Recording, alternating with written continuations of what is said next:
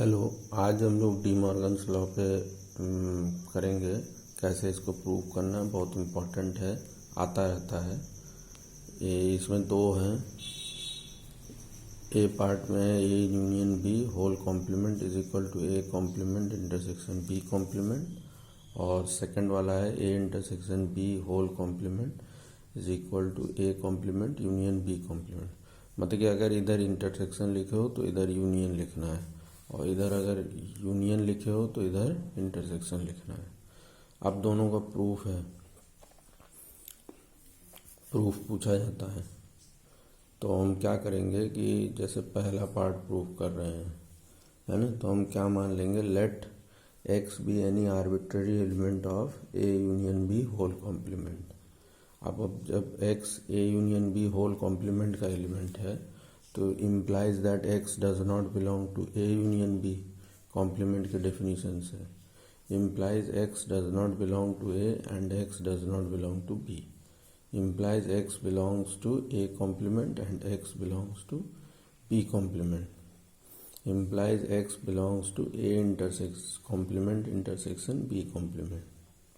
इसमें एक चीज़ ध्यान दीजिएगा कि x does not belong to a union b, इसका मतलब होता है x does not belong to a and x does not belong to b। जब दोनों में नहीं होगा तभी वो a यूनियन b में नहीं होगा।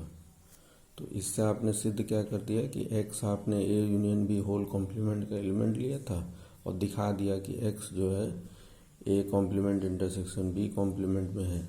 तो इसका मतलब A union B whole complement is subset of A complement intersection B complement. First part. Conversely अब उल्टा चलेंगे, मतलब कि पहले LHS लेके RHS पहुँचे, अब RHS लेके LHS पहुँचेंगे। Let x belongs to a complement intersection b complement implies x belongs to a complement and x belongs to b complement। implies x does not belong to a and x does not belong to b। इसका मतलब है x does not belong to a union b।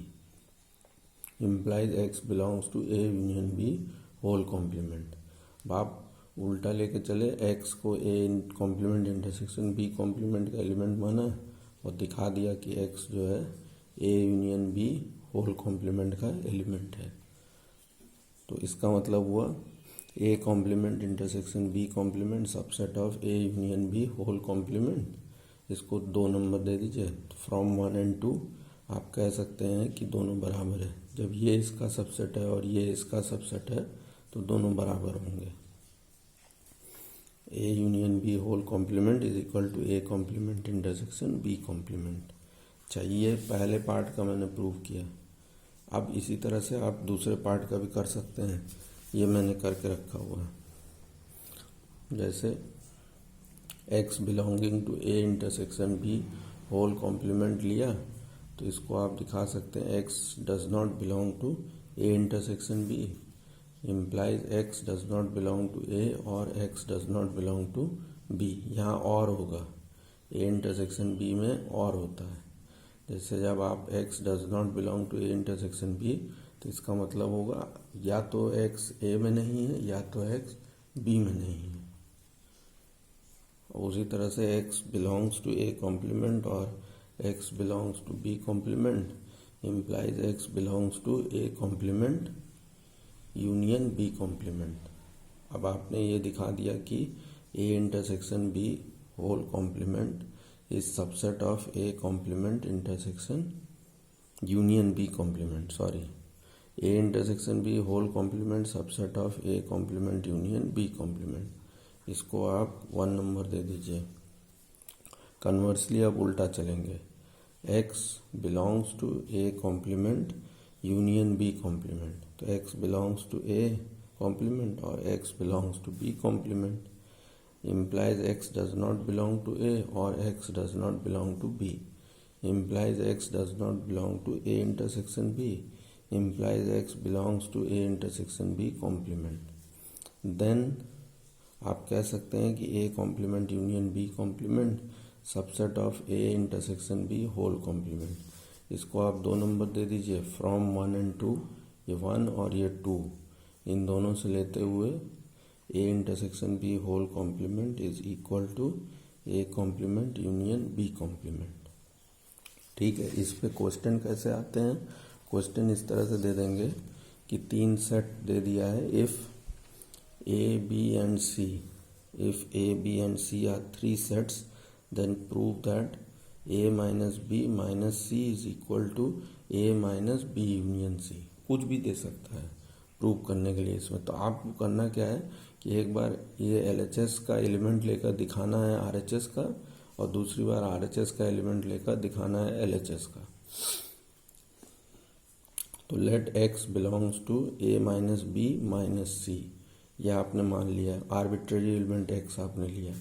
तो इसका मतलब क्या हुआ? x belongs to a minus B and x does not belong to c।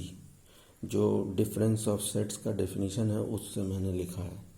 आप उसको और सिंप्लीफाई करेंगे तो x belongs to a and x does not belong to b and x does not belong to c। इसी तरह से implies, इसको आप ब्रैकेट ओपन करेंगे तो x belongs to a and x does not belong to b and x does not belong to c। अब इसके बाद आप क्या करोगे, इसमें लिखोगे x belongs to a and x does not belong to b union c। जब दोनों में नहीं है तो यूनियन में भी नहीं होगा। Implies x belongs to a minus b union c। तो आपने क्या सिद्ध कर दिया, इसका एलिमेंट लिया और इसका दिखा दिया। तो therefore a minus B minus C subset of a minus B union c। आप उल्टा चलेंगे, conversely let x belongs to a minus B union c। तो a में है और b यूनियन c में नहीं है ना। फिर a में है और एंड b में नहीं है और a में c में भी नहीं है, एंड है। तो इसके बाद फिर x belongs to a and x does not belong to b and x does not belong to c। तो x belongs to a minus B and x belongs to does not belong to c। तो x belongs to a minus B minus c। तो इस तरह से आपने क्या दिखाया कि a minus B union c subset of a minus B minus c। अब फ्रॉम 1 एंड 2 आप कह सकते हैं कि a minus B minus C is equal to a minus B intersection c। ऐसे आपको प्रूविंग आते हैं, पूछे भी जाते हैं 7 नंबर में। तो आप उसको जो है अच्छे से देखिएगा। ठीक है, थैंक यू वेरी मच।